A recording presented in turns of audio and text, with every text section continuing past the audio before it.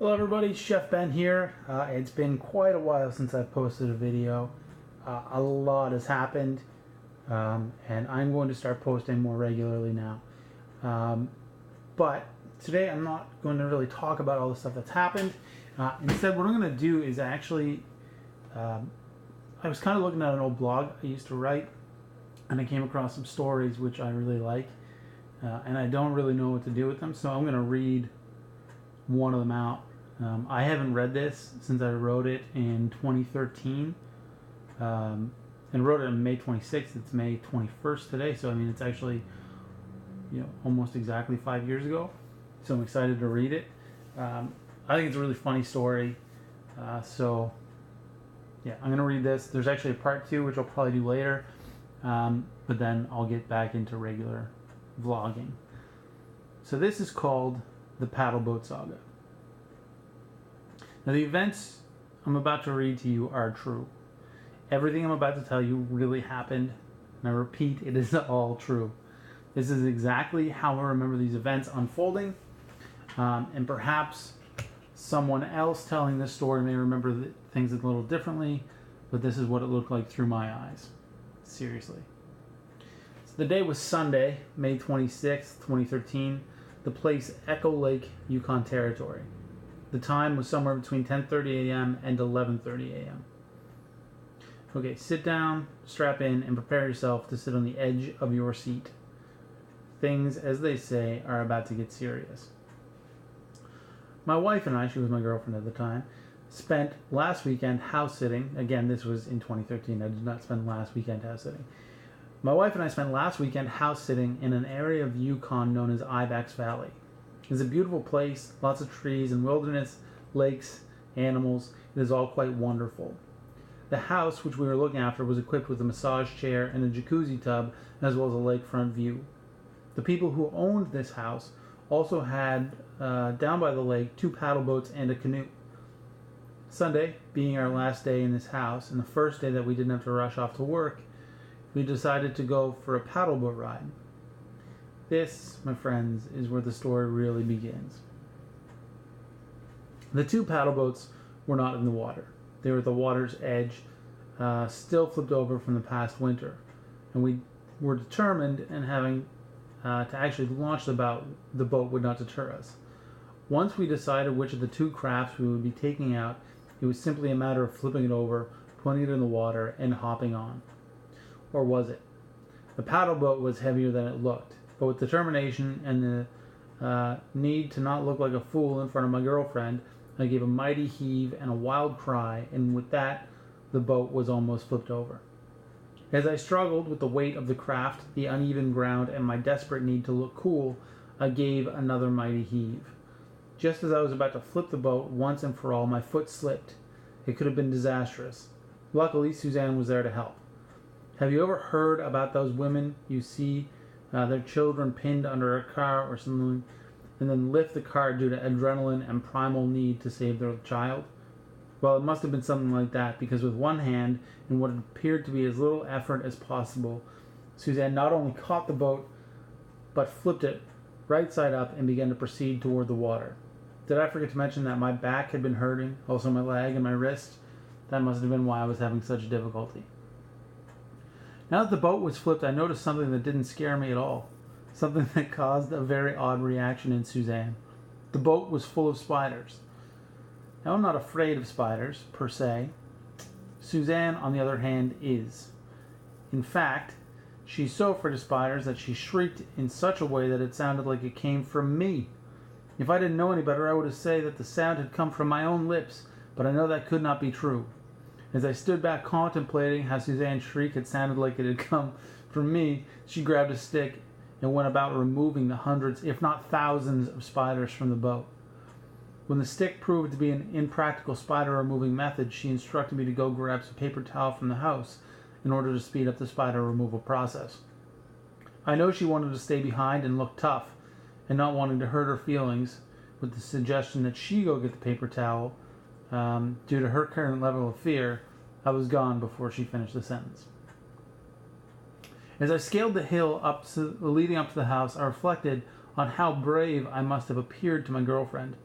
Now, for some reason, getting up the hill took a lot less time than getting down, but I did get back to the boat. Again, not wanting to embarrass Suzanne, I handed her the paper towel and stood back as she handled the spiders.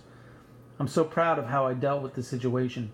The speed with which I returned with the paper towel, and how the thought of me dealing with the spiders and taking away Suzanne's chance to overcome what must have been a very strong fear never even crossed my mind. I am proud of myself and her to a lesser degree. Now that the spiders had been taken care of and the boat was right side up, it was time for the launch. Holding onto the rope attached to the boat, Suzanne and I each pushed from either side, and just like that, the boat was in the water, and we were ready for our voyage.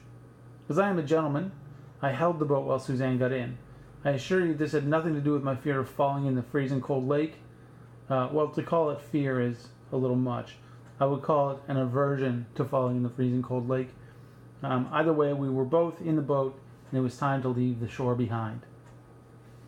For those of you that don't know what a paddle boat is, I will explain. A paddle boat is a craft fitted for 1 or 2 people. It is made entirely of plastic and powered by people power. The 2 passengers pedal with their feet to propel the boat. It is steered by a lever connected to the rudder. And this, my friends, is the type of craft Suzanne and I found ourselves in upon the lake. Once upon the lake, everything seemed to be going swimmingly. The sun was shining, it was very warm, and there was a light breeze. It was perfect paddle boat weather.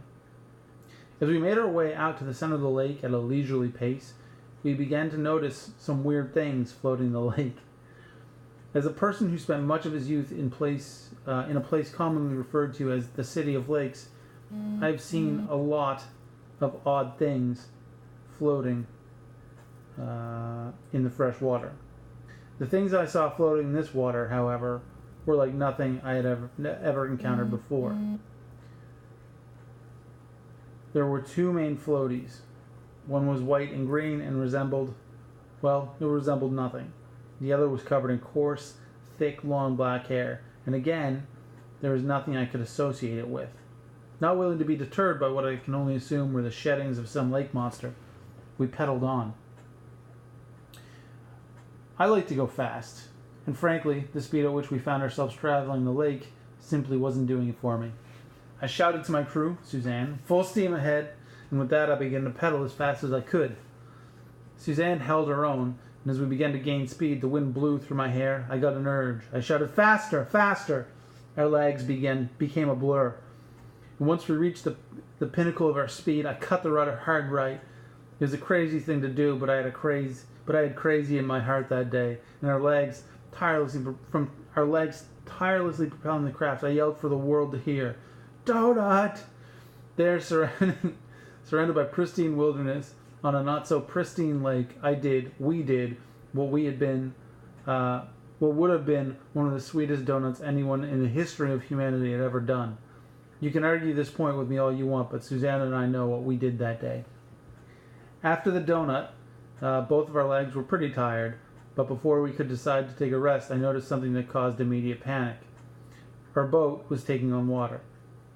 Where the lever from controlling the rudder went through the plastic shell of the craft, there was a leak. My bum was wet. I was terrified. I refused to let my crew Suzanne go down due to my recklessness. I would get us back to shore or I would die trying. I cut the rudder hard right and yelled to Suzanne, "We're taking on water. We have to make it back to shore. Pedal as though your life depends on it." With that, again, I cut the rudder hard right, both of us pedaling like we never had before. I straightened out the rudder and headed for the speck of land I saw far off in the distance.